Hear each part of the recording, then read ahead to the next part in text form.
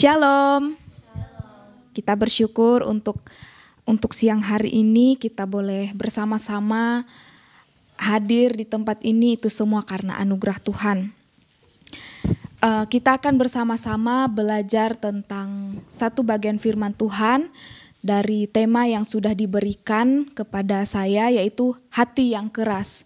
Nah, nanti kita bisa bersama-sama membaca di dalam firman Tuhan. Saya sudah menuliskan di dalam Keluaran pasal yang ke-8 ayat yang ke-15, nanti dilanjutkan ayat yang ke-32. Kita akan bacakan bergantian. Saya akan bacakan ayat yang ke-15, nanti saudara sekalian membacakan ayat yang ke-32. Ayat yang ke-15. Tetapi ketika Firaun melihat bahwa telah terasa kelegaan, ia tetap berkeras hati dan tidak mau mendengarkan mereka keduanya, seperti yang telah difirmankan Tuhan. Ayat yang ke-32, 1, 2, 3.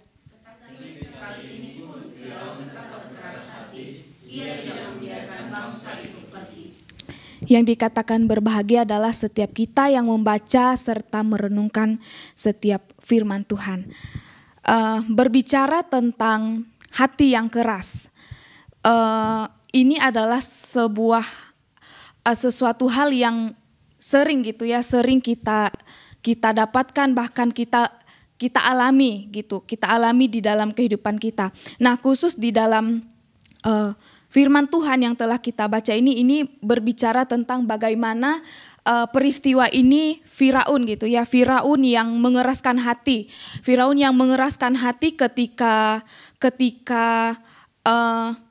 Allah atau ketika Musa ingin membawa bangsa Israel keluar dari tanah Mesir. Nah, sehingga di sana Allah memberikan tulah atau hukuman untuk bangsa Mesir gitu. Tetapi dengan hal ini apa yang dilakukan oleh Firaun di mana dia dikatakan bahwa dia tetap mengeraskan hatinya sampai tulah yang ke-10 di mana peristiwa ini ketika firman Tuhan datang kepada Musa, nah supaya membawa umat Israel itu keluar dari tanah Mesir untuk beribadah kepada Tuhan. Nah, di ayat yang ke-15 tadi ketika semua apa yang bisa terjadi tulah yang terjadi atau hukuman yang menimpa bangsa Israel ketika sudah terjadi yang terjadi itu yang dialami adalah ketika sudah selesai, sudah selesai hukuman selesai di bangsa Mesir. Nah, di sana dia menarik kembali Firaun menarik kembali apa yang dijanjikannya kepada Musa Nah, di mana ketika peristiwa itu terjadi, dia meminta Musa untuk dia berdoa kepada Allah supaya memberhentikan hukuman tersebut. Ketika dia Musa melakukan apa yang diminta oleh Firaun. Nah, itu dia berdoa kepada Allah, sehingga ketika melihat situasi, ketika melihat istilahnya kelegaan seperti di ayat yang ke-15 tadi, bahwa dia kembali menarik janjinya. Artinya apa? Dia tidak mengizinkan atau tidak membiarkan bangsa Israel itu keluar dari tanah Mesir. Nah, itu ketika kita melihat ini adalah sesuatu hal di mana ketika kita melihat ini adalah sikap yang mempermainkan sikap yang mempermainkan hati Tuhan yang dilakukan oleh Firaun ini. Kemudian, nah, berbicara tentang hati, nah pastinya kita sudah tahu sudah tahu bagaimana hati Nah, di sini ketika kita melihat di di pembelajarannya bahwa hati itu adalah organ padat terbesar dan kelenjar terbesar dalam tubuh manusia dan mempunyai sejumlah peran penting. Nah, tentunya berbicara tentang hati ini sangat penting penting untuk kita jaga Nah, tujuannya apa? Nah, kita melihat tujuan hati itu, fungsinya dia menghancurkan racun atau membantu proses pencernaan pada tubuh manusia, pada tubuh kita ya. Nah, ini adalah pengertian secara ilmu pengetahuannya ya. Nah, kemudian bagaimana dengan hati yang keras? Nah, bagaimana hati yang keras? Kita tadi telah membaca dari teks firman Tuhan yang mengatakan bahwa bagaimana terjadinya kekerasan hati yang dilakukan oleh Firaun sendiri. Nah, kita mau melihat secara terminologinya. Nah, saya menggambarkan ini ya, hati yang keras itu saya menggambarkan seperti batu yang berbentuk hati. Nah, ketika kita tahu gitu ya, kita tahu bahwa batu itu adalah suatu benda yang keras gitu ya. Bahkan ketika kita jatuh kena batu pasti itu rasanya sakit seperti itu. Nah, jadi saya menggambarkan hati yang keras itu seperti batu yang berbentuk hati. Nah, secara terminologinya, keras hati itu merupakan sikap hati yang tidak mau melemah dan tidak mau tunduk, bahkan tidak mau lunak, padahal sudah melihat gitu ya, sudah melihat suatu tanda atau peristiwa yang Allah lakukan. Nah, ini tadi berbicara tentang Firaun gitu ya, di mana Allah sudah menunjukkan bahwa adanya hukuman, tetapi tetap saja dia berkeras hati gitu ya, berkeras hati untuk kepentingannya sendiri. Nah, untuk kenyamanannya sendiri gitu ya, kenyamanan bagi mereka, bahkan sesuatu hal yang membuat mereka nyaman gitu. Nah, dia tetap bersikeras gitu ya, tetap berada di dalam pengertiannya sendiri seperti itu. Dia tetap berkeras hati gitu. Dia tidak mau mendengarkan apa yang disampaikan firman Tuhan. Bahkan ketika tulah-tulah tadi terjadi oleh bangsa di Mesir, nah bagaimana dia juga menggunakan orang-orang pintar atau yang orang-orang dianggap pintar gitulah ya di Mesir itu ya. Dia juga memakai supaya hukuman tadi supaya dihilangkan, tetapi malah apa yang terjadi, yaitu malah berkembang biak gitu ya, atau makin bertambah seperti itu ya. Nah, ini adalah sesuatu hal yang sangat tidak baik seperti itu. Kemudian tidak takut terhadap ancaman Allah dan janjinya gitu, sehingga dia terus-menerus melakukannya, terus-menerus membuat sesuai dengan pendiriannya sendiri seperti itu. Nah, kemudian apa kita sering tidak bergantung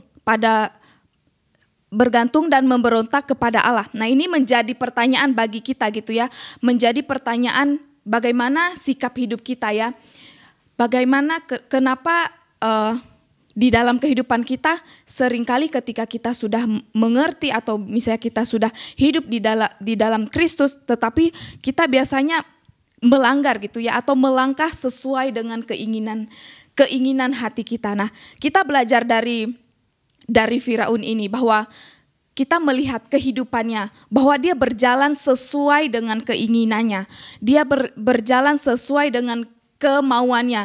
Dia merasa bahwa dirinya memiliki kekuasaan, dia merasa dirinya memiliki sesuatu hal yang bisa membuat dirinya nyaman, tetapi dia tidak sadar bahwa sebenarnya yang dia lakukan itu membuat sakit hati Allah itu sendiri. Nah, jadi kembali pertanyaannya kepada diri kita, sudahkah kita bergantung kepada Allah? Sudahkah kita melakukan yang terbaik untuk Tuhan? Nah, itu menjadi pertanyaan refleksi ya bagi kita gitu. Nah, kemudian ketika kita belum pernah bergantung atau misalnya kita sering memberontak kepada Tuhan, kenapa hal itu terjadi? Kenapa itu bisa terjadi pada hidup saya? Kenapa bisa itu yang saya lakukan, yang saya alami dalam setiap proses kehidupan kita gitu ya. Nah, ini kenapa hal itu terjadi? Kenapa ketidakbergantungan dan pemberontakan yang masih yang kita lakukan gitu ya. Nah, karena kesombongan atau dosa masih ada terus di dalam kehidupan kita. Nah, kenapa hal itu terjadi? Karena dia tidak meninggalkan kesombongannya. Nah, kesombongan ini berbicara tadi tentang kekuasaannya tadi ya. Dia menganggap bahwa dirinya itu lebih baik gitu, lebih hebat daripada Allah itu sendiri gitu ya. Dia menganggap dirinya lebih berkuasa gitu ya. Lebih berkuasa dari Tuhan gitu, dari Allah gitu. Sehingga dia tidak mau meninggalkan kesombongannya. Sehingga makanya ketika bangsa Israel diminta untuk keluar dari tanah Mesir, tetapi dia tidak mau membiarkan gitu ya, membiarkan mereka untuk keluar. Kemudian ketamakan dari Firaun itu sendiri, sehingga hal itulah yang membuat dia terus gitu ya, terus menerus untuk menahan bangsa Israel ini untuk tetap berada di Mesir gitu ya. Nah, tentunya di sana dia mendapat keuntungan gitu. Keuntungannya ya bagaimana ketika dia memperkerjakan paksa oleh bangsa-bangsa Israel ini. Nah, itu membuat isinya ada pemasukan gitulah ya untuk Firaun itu sendiri seperti itu. Kemudian bagaimana kita bisa mengantisipasi kekerasan hati? Nah, ini ketika saya melihat gitu ya, ketika belajar dari Firaun tadi bahwa bagaimana ketika dia hidup gitu ya, dia hidup untuk dirinya sendiri. Dia tidak memperhatikan bagaimana bangsa Israel, bagaimana mereka harus menyembah Allah gitu ya. Bagaimana dia harus hidup sesuai dengan apa yang Tuhan kehendaki. Nah, tetapi di sini kita mau melihat kekerasan hati bisa kita atasi atau bisa kita lewati ketika kita menyadari bahwa Tuhan ada di dalam kehidupan kita. Nah, di sini saya menuliskan ada 3 hal. Nah, yang pertama itu duduk di kaki Tuhan. Nah, apa maksudnya? Ya, di mana ketika kita menyadari bahwa kekerasan hati itu hanya membawa kita kepada dosa, membawa kita kepada sesuatu hal yang membuat kita sakit sendiri gitu ya, bahwa kita mengalami kegagalan gitu, bahwa kita tidak mendapatkan hal yang ingin Tuhan berikan kepada kita gitu ya. Nah, tetapi di sini kita mau datang kepada Tuhan. Bagaimana kita merendahkan hati kita kepada Tuhan supaya kita tetap ditolong Tuhan, tetap dipimpin Tuhan, tetap diarahkan Tuhan sesuai jalannya. Nah, itu yang mau dikatakan di poin yang pertama. Kemudian tanamkanlah isi dari Amsal pasal 4 ayat yang ke-23 ini, bahwa hati kita ini adalah sumber kehidupan kita. Nah, ketika berbicara tentang hati, ketika apa yang kita keluarkan atau apa yang kita lakukan dari setiap tindakan kita, nah itu adalah menggambarkan sikap hati kita. Nah, sikap hati kita ketika kita tidak menganggap bahwa hati kita ini adalah tujuannya untuk memuliakan Tuhan, nah tentunya kita akan jatuh lebih dalam lagi. Tetapi ketika kita melihat bahwa hati kita ini adalah untuk memuliakan Tuhan, dan hati kita ini adalah sebuah pancaran kehidupan kita dimanapun kita berada, nah itulah yang diinginkan dan diharapkan oleh kita sebagai orang-orang percaya kepada Tuhan. Kemudian pandanglah bahwa hati kita ini sangat berharga. Artinya bahwa kita harus menjaga hati kita yang ada di dalam ini. Karena bisa saja ketika kita tidak menjaganya, nah bisa saja hati kita menyimpang dari jalan Tuhan itu sendiri. Jadi teruslah untuk menjaganya dan memuliakan Tuhan dengan tindakan hidup kita, dengan sikap hidup kita yang telah Tuhan berikan kepada kita ya gitu. Jadi jagalah hati kita dan jangan seperti Firaun, bagaimana ketika dia merasa dirinya lebih baik, dia merasa dirinya lebih luar biasa gitu ya, dan memanfaatkan segala sesuatunya seperti itu. Kemudian kita mau belajar apa yang menjadi akibat ketika kita mengeraskan hati gitu. Apa yang menjadi sesuatu hal yang membuat kita itu mengeraskan hati. Kemudian, nah ini akibatnya. Kita menjauhi kebenaran. Kebenaran itu tentu dia berbicara tentang firman Tuhan. Tentu berbicara tentang persekutuan-persekutuan. Tentu kita menjauhkan diri kita dengan hal-hal yang seharusnya itu baik untuk kita, tetapi kita istilahnya menjauhkan diri gitulah ya. Menjauhkan diri mungkin di sana karena ada sesuatu hal yang yang di dalam hati kita itu ada gitu, muncul bahwa rasa sakit hati atau apa dan lain sebagainya. Nah, itulah sesuatu hal akibatnya gitu ya. Akibatnya ketika kita mengeraskan hati kita. Jadi segala sesuatu yang kita lihat itu semuanya tidak ada tidak ada manfaatnya gitulah untuk kita. Tidak ada manfaatnya untuk kita memuliakan Allah gitu. Jadi segala sesuatu yang kita lihat itu tetap salah gitu. Dan tidak ada kebenarannya seperti itu. Kemudian yang kedua itu timbulnya kemarahan dan timbulnya kebencian gitu ya.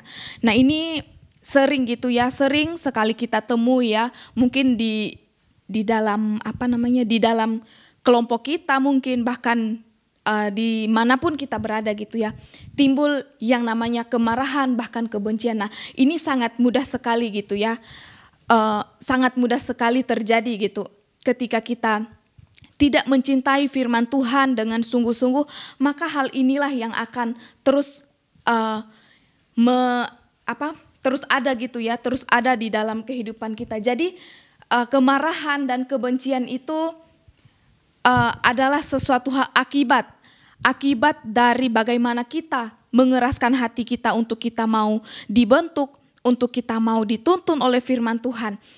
Jadi yang berikutnya mencintai kejahatan. Nah, berbicara tentang mencintai kejahatan ini, kita tahu bahwa kehidupan di dunia sekarang ya, banyak sekali kejahatan gitu ya. Bahkan yang bukan kejahatan bisa menjadi kejahatan gitu ya. Bisa mengarahkan kita kepada hal-hal yang tidak baik gitu ya. Nah, jadi ketika kita terus mengeraskan hati kita terus berada pada kenyamanan diri kita, pendirian diri kita tadi, kita tidak mau hidup dipimpin oleh Tuhan. Nah, jadi segala sesuatu yang terjadi, maka kejahatanlah yang akan terus ada di dalam kehidupan kita.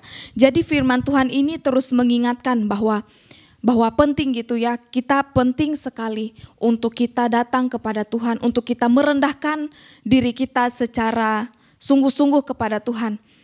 Jangan hanya setengah hati gitu ya, jangan hanya setengah hati. Kemudian ketika kita mengeraskan hati kita tanpa kita sadari kita sendiri menutup berkat Tuhan. Nah, kenapa saya katakan menutup berkat Tuhan? Karena ketika berbicara tentang berkat ini ya, berbicara tentang berkat ini bukan hanya berbentuk materi gitu ya, bukan hanya berbentuk itu gitu. Tetapi bagaimana Allah ingin menuntun kita, namun ketika kita mengeraskan hati kita, maka kita akan lebih jauh daripada Tuhan. Nah, jadi penting bagi kita untuk memahami bahwa hidup kita itu hanya karena Tuhan. Dan hidup kita ini hanya milik Tuhan gitu ya. Hidup kita milik Tuhan dan mari kita bersama-sama belajar untuk kita datang kepadanya. Untuk kita hidup dengan sepenuh hati gitu. Dengan ketulusan hati kita. Jangan seperti Firaun tadi bagaimana ketika dia berjanji gitu ya. Berjanji kepada Musa akan membebaskan gitu ya bangsa Israel dari tanah Mesir. Nah, tetapi ketika keadaan sudah mulai membaik, apa yang dia lakukan? Dia kembali gitu ya. Dia kembali menahan bangsa Israel gitu untuk tetap berada di Mesir gitu ya. Nah, itu sikap dan tindakan kekerasan yang dilakukan oleh Firaun itu sendiri, dan dia mau hidup sesuai dengan keinginannya gitu. Bahkan keinginan Tuhan dia tidak memperhatikan gitu ya. Apa yang disampaikan Tuhan, apa yang difirmankan Tuhan, dia tidak mendengar. Bahkan dikatakan di sana dia mempermain-mainkan Tuhan.